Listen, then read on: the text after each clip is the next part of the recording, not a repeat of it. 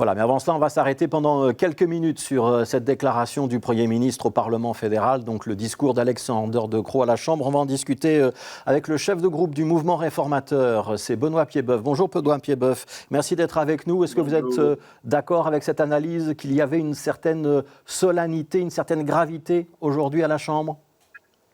Oui, c'était à la fois sobre et malgré tout serein, mais en avertissant quand même qu'il faut qu'on soit vigilant par rapport à la situation internationale, avec aussi un appel au niveau européen par rapport à notre indépendance énergétique. Donc, il a balayé assez large le Premier ministre et voilà, ce n'est absolument pas l'euphorie qu'on a pu connaître à un certain moment. On n'est pas du tout dans ça. Donc, tout le monde est conscient qu'il y a des efforts à faire. Et puis, il y a aussi toute une série de mesures, mais qui sont très lourdes par rapport à notre situation financière et économique. Oui, on va y revenir dans un instant. Je voudrais quand même qu'on écoute un tout petit extrait de ce discours du Premier ministre, Benoît Piedboeuf, si vous voulez bien.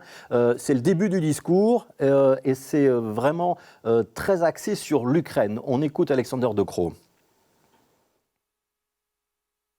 Les attaques d'hier sur Kiev et plusieurs autres villes, les plaines de jeux, les parcs, les universités, les maisons des civils innocents bombardés ne laissent aucun doute sur la barbarie du régime. En ces heures sombres, la Belgique continue à se tenir debout aux côtes de la population ukrainienne. Notre message aux Ukrainiens est clair. La Belgique n'abandonnera pas l'Ukraine. Nous continuerons à vous soutenir. Nous ne vous laisserons pas tomber. L'Ukraine gagnera cette guerre. Voilà, Benoît Piedboeuf, c'est presque un discours pas de guerre, mais de guerre larvée ou de guerre douce. C'est l'état dans lequel nous nous trouvons ? Oui. Et le Premier ministre a d'ailleurs rappelé qu'il ne pensait pas devoir un jour prononcer un discours comme celui-là. On est vraiment dans une période qui est explosive, délicate, et le geste de ces derniers jours, avec des bombardements qui vont dans tous les sens sans aucune espèce de stratégie, si ce n'est de détruire, est particulièrement inquiétant. Alors, je voudrais qu'on s'arrête sur un certain nombre de décisions budgétaires qui ont été prises lors de ce conclave qui s'est achevé ce midi. 3 milliards redistribués aux familles et aux entreprises. C'est ce qui va permettre de passer l'hiver, voire de passer la crise. Est-ce que c'est suffisant pour vous ? C'est-à-dire qu'en tout cas, dans l'immédiat et à court terme, c'est quelque chose, je crois que c'est l'Union wallonne qui a dit que c'était un peu une éclaircie dans un moment très difficile. Donc, c'est en effet une éclaircie. Il y a des mesures qui sont importantes, notamment en direction des sociétés.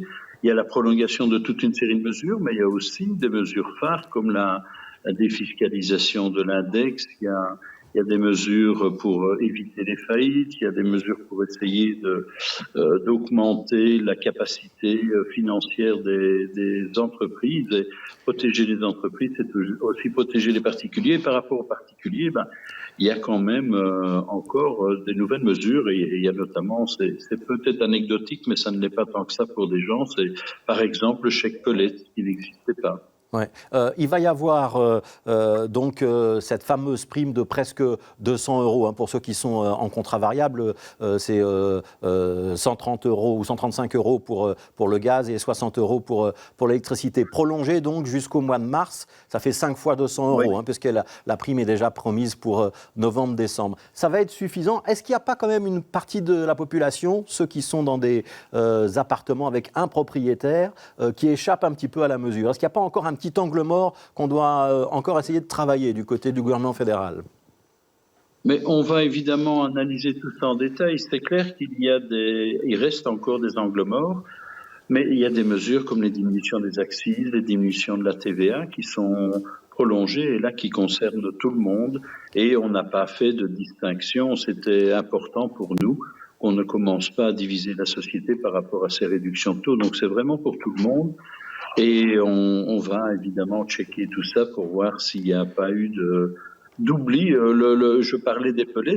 La semaine dernière, le ministre répondait que ce n'était pas possible. La preuve, c'est qu'on y est arrivé maintenant. Et c'est important. Alors c'est un budget sur 2 ans qui va être proposé Oui. à l'examen des parlementaires. Théoriquement, les tableaux ont dû vous arriver ou vont vous arriver. Vous allez en débattre pendant 2 jours. Pourquoi est-ce que c'est important que ce soit sur 2 ans? Et est-ce que vous avez vraiment le sentiment que la situation est sous contrôle? Donc on annonce un déficit de 3,5%. Pour vous, c'est gérable et supportable? On a en effet les tableaux, je les ai là. D'abord, quand on est dans un moment de crise, ce n'est pas le moment de changer tout le temps de politique. Donc planifier sur 2 ans, c'est aussi une sorte d'apaisement, avec aussi des recommandations, notamment en direction du ministre des Finances, pour la présentation d'une réforme fiscale que l'on attend vraiment. Donc le fait de planifier des mesures à sortir et de fixer le temps, ça permet effectivement d'élargir le spectre et de travailler un peu plus calmement. Oui, un mot sur ce shift alimentaire. Il va se mettre en place rapidement. Donc l'idée qu'on va taxer davantage les produits nocifs pour la santé et moins l'alimentation saine. Qui va décider de ça? C'est le ministre de la Santé, ce qui est sain, ce qui n'est pas sain? Et est-ce que c'est un basculement rapide et profond ou ça va être graduel ou cosmétique? Parce qu'on n'a pas eu beaucoup de détails là-dessus. J'ai l'impression que... Non, mais j'ai l'impression que par rapport à la volonté qui est derrière, ça ne devrait pas traîner. Par ailleurs, est-ce que ce sera le ministre tout seul? Ce ne l'est jamais. On a l'habitude de s'entourer d'experts. On a aussi le débat parlementaire qui va venir. Ouais. On a aussi tout ce qui vient du passé. Il y a quand même eu toutes des discussions en matière d'accise sur toute une série de produits. Tout ça, ça existe. Ça n'a pas toujours été suivi de mesures concrètes. Maintenant, ça va l'être et ça va à la fois dans le sens de l'amélioration de la santé et je pense aussi, il ne faut pas se cacher, que ça va dans le sens de l'amélioration des recettes. Ouais. Une dernière question, Benoît Piedboeuf, il y aura donc le débat pendant 2 jours et le vote jeudi. Théoriquement jeudi soir, on peut déjà pronostiquer que ce sera majorité contre opposition ou l'atmosphère d'union nationale qu'on a entendue cet après-midi pourrait être un petit peu plus nuancée au moment, amener à des votes un petit peu plus nuancés jeudi soir? Ça m'étonnerait que les extrêmes se rallient, même s'il y a des orientations qui sont manifestement un peu plus de droite dans cette déclaration-ci, mais je n'ai pas le sentiment qu'il va y avoir un ralliement d'union nationale et je suis sûr aussi que par rapport à certaines extrêmes, la réaction va être probablement moins consensuel qu'on pourrait le penser, ou l'espérer plutôt, pas le penser. Voilà, un peu plus de droite, c'est l'analyse évidemment de Benoît Piedboeuf du mouvement réformateur. Je ne suis pas sûr que si on avait interrogé le chef de groupe du Parti Socialiste, il aurait eu la même grille de lecture. Merci Benoît Piedboeuf, merci d'être avec nous, d'avoir été avec nous pour commenter cette déclaration. Je rappelle, vous êtes le chef de groupe du mouvement réformateur au Parlement fédéral.